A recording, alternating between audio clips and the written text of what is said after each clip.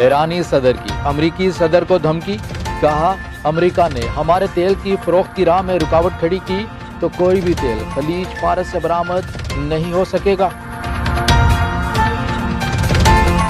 ایران اور پاکستان کے درمیان سیاسی مذاکرات کا 10واں دور اسلام آباد میں منعقد ہوا۔ دونوں ملکوں کے حکام نے مختلف میدانوں میں دو طرفہ تعاون کو زیادہ سے زیادہ فروغ دینے کی ضرورت پر زور دیا۔ 70 برس میں 3 بار ورلڈ آرڈر کے نام پر دنیا بھر میں آگ و خون کا کھیل رچانے والے امریکہ نے نیو ورلڈ آرڈر کا عندیہ دے دیا۔ امریکی وزیر خارجہ نے کہا صدر ٹرمپ روس، چین اور ایران کو لگام دینے کے لیے ایک ورلڈ آرڈر تشکیل دیں گے جس میں جمہوریت اور امن کے لیے مہذب اقوام کا اتحاد قائم کیا جائے گا۔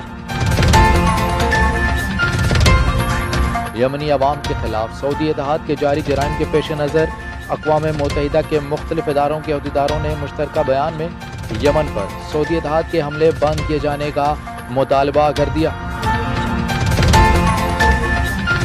پاکستان اندرونی استحکام کے بعد اب سرحد پار افغانستان میں بھی امن چاہتا ہے۔ ہم استحکام کی جانب بڑھ رہے ہیں۔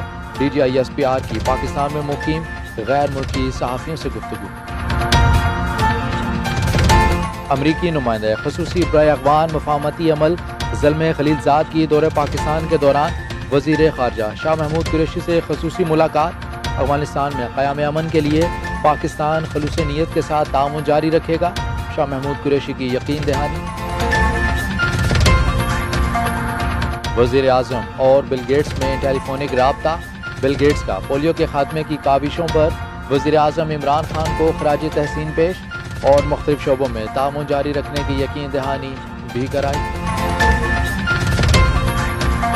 اور نیپال میں موجود ایک عجیب و غریب شخص منہ کے غیر معمولی طور پر لچکدار عضلات اور زبان کی لمبائی کے سبب اپنی زبان سے اپنی پیشانی چھو سکتا ہے۔